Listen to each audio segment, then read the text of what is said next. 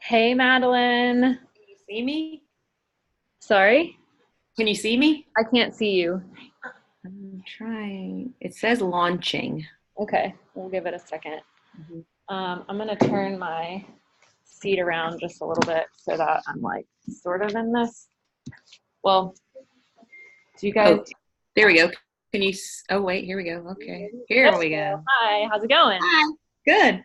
Um, Thanks for spending a few minutes to answer some questions. So we have a birth photographer and one aspiring doula here, and I shared the link. You say hi. I'm Hi. turning Hi. around.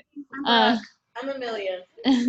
this is Hey, who's who? Who's the aspiring doula? this is the aspiring doula, I'm the photographer. and this is the birth photographer.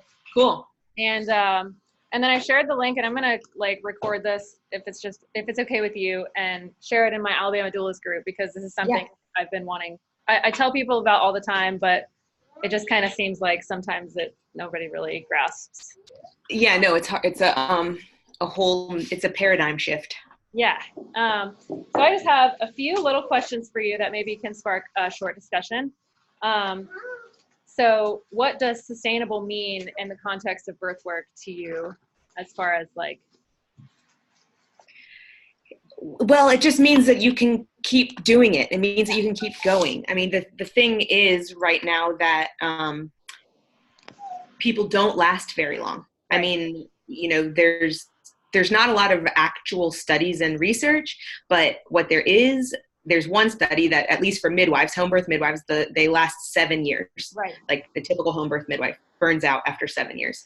And anecdotally, everybody that's in the birth work field has known lots of people who have done it for a short period of time, or, like the aspiring doula, she will go for a little while and then realize like, oh, holy crap, this is actually unsustainable. Yeah. I mean, it's unsustainable if there's anything else, if you have other things in your life, if you have other passions, if you like to travel, if you want to go, focus more on another career choice at the same time, or you have a family, there's a lot of things that can, because it's so full on birth work, it just doesn't last. And so sustainable means to me that we can keep going. And it's important to me because we have to keep going. I mean, unless you live under a rock, that the maternal mortality statistics are bad. I mean, in Georgia, they're bad. In the South, they're bad. In Alabama, it's bad. And yeah, and Georgia too. And so the thing is, we have to figure out how to be sustainable, because there needs to be more of us. Yeah. We need to continue making new doulas and making new midwives, and the ones who are already practicing have to keep practicing in order for our numbers to grow. Support and because we do. Yeah, because we do make new midwives and we do make new doulas, but just in time for the other ones to fall off on the other end. So we're remaining at this stagnant level where, if we want to have an impact, which we can and we do, then we need to grow. Yeah. So what would you say would be the number one way? I guess I have this as like, how can we show up and support other birth workers? One thing I think that in Alabama we see a lot of is feelings of competition in the birth world, which part of the reason, as I say, that I'm hosting this meeting, and I'm hosting Tracy Weaver to do the Savvy Birth Pro and her advanced doula workshop, is all sort of with the same idea, that community over competition, and to try and help build up my colleagues and my other birth workers. So what would you say would be the first way to, I guess, start in that direction of sustainability and partnerships? And I don't know, I mean, that's a big question. Well, let me talk about, community over competition. And the thing is, we do have to remember that women are actually dying. Yeah. So, we can't let competition and the fact that we might not get a client get in the way of the fact that it's important that this woman got a doula, even if it's not you. Hold on. Yes. And then the other thing is, when you really think about the fact, and I'm not sure how many how many women have doulas, but do you know that number? How many women? No, I don't. Not as many. But it's probably low. I mean, it's probably, Well, less than 25%. Especially here right now because of the way the midwifery laws, and it's not quite completely covered by insurance. It's especially with home births, you don't see people hiring a doula and a midwife often. Right. Yeah. So right now, 98% of women in the country have like a typical medical model of care birth. And so at least for midwives, that means there is 98% of women who are our target market.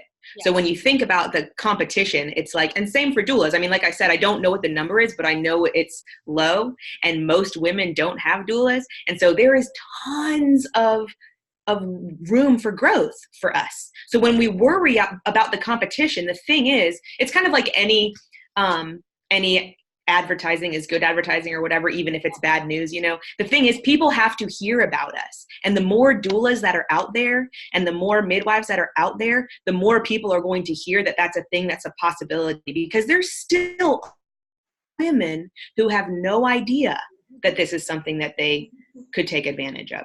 Yeah. That's amazing. So the competition, we shouldn't be in competition because our room for growth is so incredibly high. And the more of us that we need to support each other and build each other up, because the more of us that we are, that's just going to be free advertising for us too, because that means that their friends are going to hear that they had a doula, and their neighbors are going to hear that they had a doula, and their coworkers and everything else. And so then those people will start looking for doulas. I really appreciate that. The thing that you said in the beginning, like, we have to remember that women are dying. Right. I mean, yeah, you definitely have to remember the ultimate goal. Yeah. So what would be, I guess, your number one piece of advice for birth workers seeking to partner up or find that group that works together to make it sustainable? So the one thing, there's a lot of stuff that we can do for self-care and, dealing with the trauma that we deal with, and making sure that we eat well and all of that. But none of that matters if you are on call constantly, because if you are constantly on call, that means that you have this simmering pot of cortisol on the back burner at all times. You have cortisol, just a little bit, but it's there coursing through your system constantly, because you have to be ready to go like that anytime. You always have to have a plan and a backup plan. So your mind is working overtime constantly, and you have this simmering pot so that when it's time, if you're, the middle of the night, if you're in the middle of something else, whatever, you need to be able to switch and your adrenaline shoot up so you can be ready to go and do this really important thing. So we need regularly scheduled time off call. That's the number one thing to make sustainable birth work.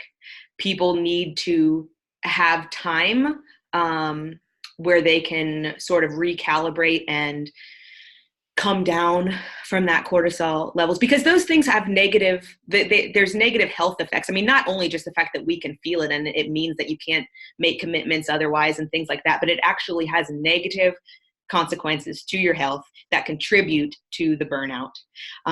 So regularly scheduled time off call. And then the only way to get that and still be able to give continuity of care to your clients, which is important, means that you have to partner up. You have to have 2 or 3 doulas or midwives working together so that each of those people, so that they will have gotten to know them before they end up at their birth. And then you need to, again, remember the ultimate goal. So a lot of times people worry about finding like the exact person. So, I mean, people are looking for another them to be their partner. And that's another thing that we have to sort of get over, the ego of the fact that we are the ones who are making this woman have a good birth experience, when the fact is what's making her have a good birth experience is the model of care that you're providing to her. And yeah, I mean, sure, there's some doulas who have better tricks with a rebozo, or some doulas who, you know, have better tricks with positioning, or, you know, something like that. So there is some stuff that you can learn and be different, but ultimately the thing that makes birth experiences better for women is the constant labor support. I mean, when you look at the studies, it's constant labor support. It's not And that's what doulas, right. It's the continuity. Exactly. Rather than. Yeah. And every doula, I mean, of course you want to find a doula who's going to, you know, honor women's choices and not try to put her wants and needs onto this woman. But hopefully most doulas are really just trying to make sure that this woman has a good birth experience. And so you need to get over the fact that it's you. And again, remember, you know, that the ultimate goal, is to make birth better in America, because right now the system is broken. Yeah. So as far as like models that you've seen working, you mentioned like partnering up 2 to 3 midwives or doulas in a practice. What about things like collectives and or group prenatals, meeting backups? I don't know, I guess like in my mind, you know, like building a brand that you're showing off in front of, you know, to try and attract clients. How do you see that working with doulas who have these ideas of like my independent business? This is my, you know, branding, my different, does that make sense? Like, I guess the question comes from, I feel like a lot of people put a lot of energy into putting themselves out there and how they appear and that kind of thing. And how do you merge that respectfully and effectively in a way that I guess your goal is still right to create that positive birth experience? I guess I feel a lot of pushback on working with, are you getting where I guess the question I'm trying to ask? Yes, I think so. And I'm afraid that is not really my expertise, especially because I'm a midwife, and most of I think the business model is sometimes a little bit different, because I do know there are midwife practices who have maintained their business and then have hired on other. So for people who don't, because surely there are doulas who don't already have an internet presence, who could come in and join another person who does already have an internet presence. Because I do think it's important to present to the client that it is a team, you know, and that it's not just one person that you're going to get, and then you might get this other person who's the, you know, the second best or whatever, not the one who has the face of the business. Yeah. Because I also think it's really important for women too. I think sometimes in this one-on-one model, I think sometimes it can be disempowering to women in some sense when they start relying on their doula or their midwife for their experience, instead of you know, knowing that they can do it, but that they're going to need help. You know, the worst thing that I ever want to hear from anybody is, I couldn't have done it without you. Like I want them to know that they freaking did it and I was just there, and anybody else could have been there and done what I did. You know, I just had hands, and, you know, but they were the one who gave birth.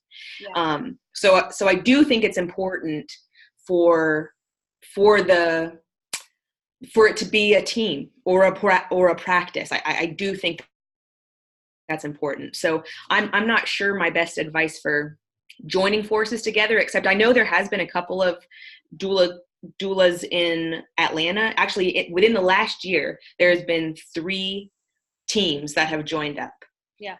All of them who already had their own businesses, and they just both made announcements and they said, hey, look, now you have blah, blah, blah. Yeah, no, I mean, and I think I've seen you share those groups. And I guess I wanted to ask that too, because I'm going to share this replay in our Alabama Doulas group and hope that, you know, I mean, I've mentioned it every time I have a group meeting like this. I'm like, I am searching for partners. I am searching for people to work with and bring on. And I guess in hopes that someone will be like, oh, me too, you know? And so far, I guess the response I've gotten is like, oh, that sounds great. Too bad I already started my own business and have this thing that I don't feel like can come together with what you're doing, you know? And so, yeah, it's hard. I mean, we've all put a lot of work into business, but like this specific meeting too is, you know, I say all the time, it's like being a mom is a huge job, like you started with. Being an entrepreneur is a huge job. Being a doula or birth worker is a huge job. And like all three of those things together, some balls get dropped, you know? Right. So who's there to catch those when I come home? Did you have a question, Amelia? Specifically? Well, it's not, because I don't really have like an online presence or anything, anything yet. But I often struggle like trying to find a network, and I think this is something you can't do without support, which is essentially what she was just saying. Yeah. And I'm not really sure how to find, like you said, that partnership and that network of support, which is why yeah. I mean, hopefully that's what I'm trying with these kinds of it seems like that's what Christian is doing. And, you know, and it is just getting together and starting the conversation and, you know, reiterating the fact that this is important because of the culture of maternity care right now. And, but there is, you know, there's ego that we have to let go of ego. And that's something that needs to be discussed too. Right. Even just addressing it and putting it on the table makes us more aware of how it affects our work. Right. Awesome. So what would be that was the only, I just had those questions. Yeah, go ahead. No, something I was thinking about when she was talking is, and something I've experienced, like when I had my son, I've heard from other moms, is that the reason they prefer a midwife or they prefer a doula opposed to traditional hospital model of care is because a lot of hospitals have, like, you know, 5 or 6 doctors, and they may have one doctor throughout the whole pregnancy, but it may be something completely different. It's a sustainable model. Who delivers your baby. You know, I was like in a person who was my doctor delivered my son, but that's not often the case. Oftentimes it's not. The person who is like your doctor probably won't be the ones to deliver your baby. And it feels impersonal, like you hear that, oh, I felt like a cow, or like I was on a conveyor belt. And it was just like a checkpoint system. Do you think by joining together and making big groups of doulas, which I think is great and it is sustainable, but do you think you run the risk of falling into like that conveyor belt level of like feeling that moms would feel like just cattle? Great question. Yeah, great question. And everybody has that question. And my answer is no, because the difference in care is not just the fact that there's 6 doctors and there might be 6 midwives. The difference in care is they have practice protocols and things. I mean, you are a part of a conveyor belt system there. And that's not because that it's 6 doctors that you're working with. It's because the way that they view labor and birth as something that they can manage and control and improve upon. Whereas we, doulas and midwives, know that, you know, what's required is patience and individualized care and respectful care and holistic support. Like, so the type of care that we provide, somehow the one-on-one thing has become the number one thing. And I don't know if you've ever been to a birth. All midwives have been called in as a backup. You know, we have to just go to a birth that we have never met the lady before or whatever. And I have even done some international work where I can't speak the language. You know, I didn't know these ladies, but I treat that woman as the most important person in the world at the moment, because she is. And so even if you've never met somebody before, because of what we feel, that the importance of what's happening in that room, they're not going to feel like a conveyor belt, whether they've met you, you know, for 9 minutes, for 9 months, or for 9 years. You're going to treat them like they are the most important person in the world. And again, you know, I'm not looking for groups of 6 people where you meet, you know, one person for 15 minutes at a time. Like, at least in the midwifery model, you might see, you know, 3 women throughout the your prenatal care, but you're going to see them for an hour at a time. And so like if a doula has a practice like that, like you're going to have to both go meet her for the prenatals, or each do one prenatal with her or whatever, so that she can get to know you and you can, know her hopes and dreams and fears and whatever else. But I think there's a lot more to what we do than just, putting people through a system. Yeah. Okay, so last question. How does your model look for what you practice sustainable midwifery? I know you guys have a few midwives in your practice. There's 3, and I'm actually not practicing right now. After I had my baby, I went back for a while, and then I decided that I was dropping too many balls, and so I stopped. I'm so glad I got to attend one birth with you and meet you. I know,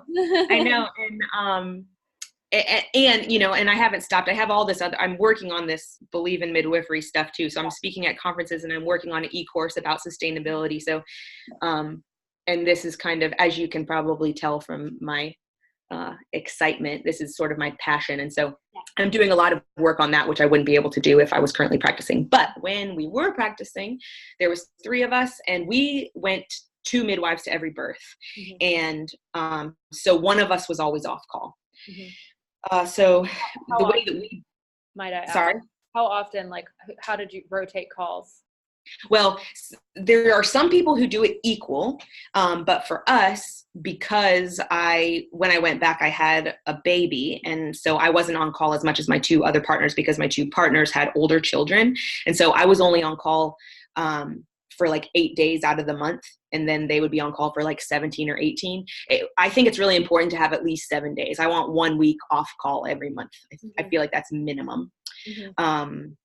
And so we did it by just days, like, every month that would come up, we would make a new schedule. Like, say I had a family birthday dinner or something that was on this Tuesday, and so I didn't want to be on call that day, or we would take turns for holidays, or just, look at the upcoming month. One of my partners had a daughter who was in community theater. So like whenever her shows would be, she would take those days off. So it was like, we kind of would just plan every month about which days we would be on call and which days we wouldn't. And so then we had one person who was first call, one person who was second call, and one person who was off call. So the first call person would go to the birth. And, then once things really got active, then they would call the second call person. Or if we had 2 women go into labor at the same time, the second call person would go to the other birth. That's awesome. And so then for prenatals, they would, how would that work for prenatals? They would meet? Yeah, we would switch off. We had 2 offices, and so Paige would see most of the people at the Marietta office, and Margaret would see most of the people at the Atlanta office. But then, of course, we would switch sometimes to make sure that everybody got seen.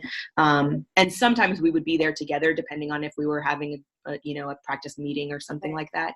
But yeah, we just would make sure that everybody saw everybody. And, we practiced the midwives model of care, so they would see us for an hour at a time. And then same with postpartum. After the birth, one person would go see her for the 1-day home visit, one person would go see for the 7-day postpartum visit, and like that. So we would switch off. Awesome. Well, I really, really appreciate you taking the time out of your day to chat with me and give us some insight into what sustainable midwifery and sustainable doula work can look like. And thanks for your work all around. It's really you're so welcome. I mean, I really do care. So if anybody wants to, has more questions, feel free to send me an email. It's midwifemadeline@gmail.com. And then you can follow me on Instagram, which is @BelieveInMidwifery. And I also have a website, which is currently revamping, but it's up already. It's www.believeinmidwifery.com. And I really do want to help. Yeah, awesome. I'll add these things to the post when I share this replay, and I hope that some of my Alabama doulas will get a chance to jump on and watch it. Yeah, me too. Well, thanks, Madeline. I'll talk to you soon. You're welcome. Bye. Bye.